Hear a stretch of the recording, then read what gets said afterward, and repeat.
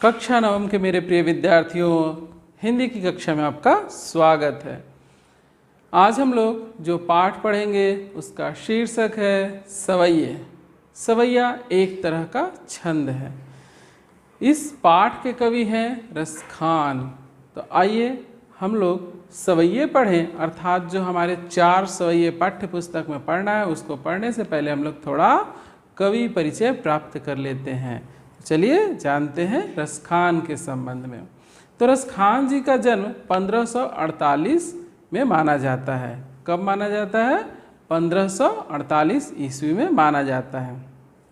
इनका मूल नाम सैयद इब्राहिम था और वे दिल्ली के आसपास के रहने वाले थे, अर्थात कहाँ के रहने वाले थे? दिल्ली।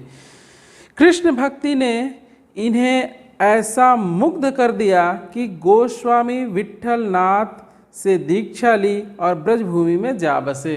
अर्थात कृष्ण भक्ति के प्रति ये ऐसा आकर्षित हुए कि इन्होंने बाकायदा किससे दीक्षा ली? स्वामी विट्ठल नाथ से, और जाकर ब्रजभूमि में बस गए और वहीं पर कृष्ण भक्ति में लग गए।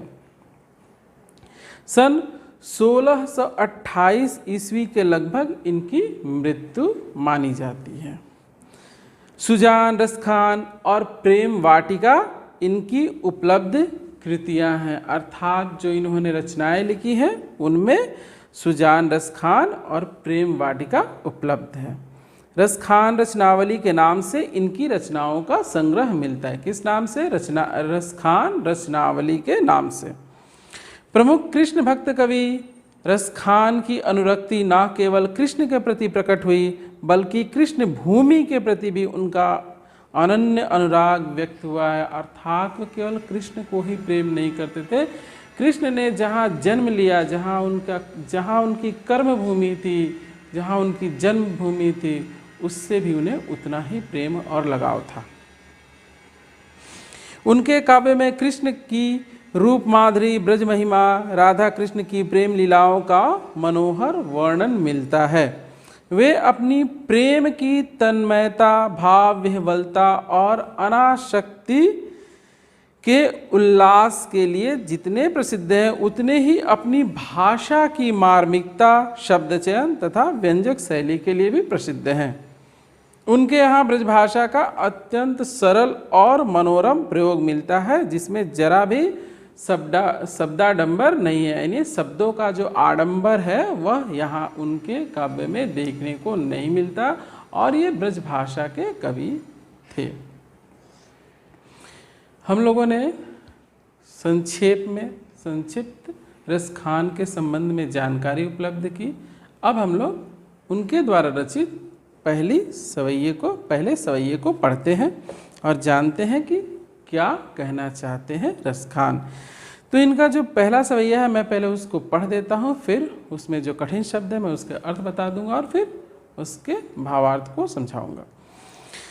मानुष हौ तो वही रसखानी बसौ ब्रज गोकुल गांव के ग्वारन, जौ पशु हौ तो कहा बस मेरो, चरौ नित्यानंद की धेनु मंझारन, पाहन हौ तो वही गिरि को जो कियो हरि छत्र पुरंदर धारन, जौ खग हौ तो बसेरो करौ, मिली कालिंदी कुल कदम्ब की डारन। अब आपको सुनने से लग रहा होगा बाप रे किस तरह की भाषा का प्रयोग किया गया है। तो यह ब्रज भाषा है। अब मैं इसमें कठिन शब्दों को जो अर्थ है उसको मैं बता रहा हूँ। मानुष का अर्थ होता है मनुष्य, ग्वारन का अर्थ होता है ग्वाल बाल, पशु, मंझारन मतलब बीच में, पाहन मतलब पत्थर, गिरि मतलब पर्वत, हरिछत्र पुरंदर इंद्र को कहा गया है, कालिंदी यमुना। तो हम लोग देखते हैं कि पहले पद में रसखान का जो कृष्ण के प्रति अनन्य प्रेम है, क्या? कृष्ण के प्रति जो उनका अनन्य प्रेम है वह प्रकट हुआ है। अब मैं इसकी सप्रसंग अर्थात इसकी व्याख्या कर रहा हूँ, समझा रहा हूँ आपको पाठ को। यहाँ हम लोगों ने प्रसंग देख लिया क्या है कि इस सवैये में रसखान का कृष्ण के प्रति जो अनन्य प्रेम है वह प्रकट हुआ। और केवल कृष्ण से ही नहीं, कृष्ण से संबंधित जो चीज़ें हैं, जो जगह है, सबसे उनका प्रेम और लगाव प्रकट हुआ है। रसखान कहते हैं कृष्ण से प्रार्थना करते हुए कि हे कृष्ण, मानुष हो तो वही रसखानी बसो ब्रज गोकुल गाँव के ग्वारन। अगर मेरा जन्म हो, अगर मेरा जन्म हो तो मैं अगर मनुष्य बनूं तो मेरा जन्म कहाँ हो? ब्रजभूमि में हो, अर्थात जहाँ कृष्ण का जन्म हुआ था। और कहाँ बसूं? उस गांव में उन ग्वाल बालों के बीच में बसूं जहाँ कृष्ण रहते थे, उनके साथ खेलते थे, कूदते थे और अपनी लीलाएं करते थे। तो मानुष हो तो वही रस खानी बसो ब्रज गोकुल गांव के ग्वारन। अगर मैं मनुष्य बनूं तो कहाँ? ब्रजभूमि में, ब्रज के जो गांव है जहाँ कृष्ण ने जन्म लिया था, वहाँ ग्वाल बालों के बीच मेरा जन्म हो। चलिए छोड़िए, मनुष्य में अगर जन्म नहीं हुआ, जो पशु हो तो कहा बस मेरो बसो चरो नित्यानंद की धेनु मंझारन। मान लीजिए मनुष्य में जन्म नहीं हुआ, पशु में जन्म हुआ, तो कहाँ हो?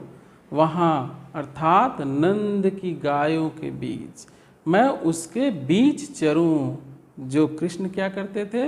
अपने नंद बाबा यानी अपने पिताजी की गायों को वो वन में चराने ले जाते थे। तो रसखान क्या कहते हैं कि अगर मेरा जन्म पशु में हो तो मैं भी कहाँ जन्म लूँ? उन्हीं गऊओं के बीच में जन्म लूँ और मैं उनके साथ चरूँ। चरो नित्य नंद की धेनु मजारन, मैं उन नंद की गायों के बीच में चरूँ। चलिए छोड़िए, न मनुष्य हुआ न पशु हुआ, पाहन हो तो वही गिरी को जो कियो हरि छत्र पुरंदर धारन। मान लीजिए न मनुष्य बना न पशु बना, पत्थर बन गया। जन्म मिला किसमें आपने दिया? पत्थर में। तो मैं उस गिरी का, उस पर्वत का, उस पहाड़ का पत्थर बनूं जिसको श्री कृष्ण ने इंद्र के कारण अपनी उंगली पर धारण किया था। मैं उस पर्वत का, उस गोवर्धन पर्वत का पत्थर बनूं। चलिए, न मनुष्य बना न पशु बना न पत्थर बना, मेरा जन्म अगर पक्षी में हो, जो खग हो तो बसेरो करो मिली कालिंदी कुल कदम्ब की डारन। कहाँ बसेरा करूं? कालिंदी नदी के तट पर, जहाँ पर कदम के वृक्ष हैं, जहाँ श्री कृष्ण वहाँ बैठकर बंसी बजाते थे और अपनी लीलाएं करते थे, मैं वहाँ बसेरा करूं, उन कदम्ब की डारों पर बसेरा करूं। तो प्रस्तुत सवैये के माध्यम से हम लोग देखते हैं कि रसखान का कृष्ण के प्रति जो अनन्य प्रेम और भक्ति है, उसकी यहाँ अभिव्यक्ति हुई है। तो इस पाठ की कुछ विशेष बातें हम लोग देख लेते हैं। यह पाठ, माफ़ कीजिएगा, यह सवैया छंद में लिखा हुआ है। इसकी भाषा ब्रजभाषा है और यह सहज, सरल और भावानुकूल है।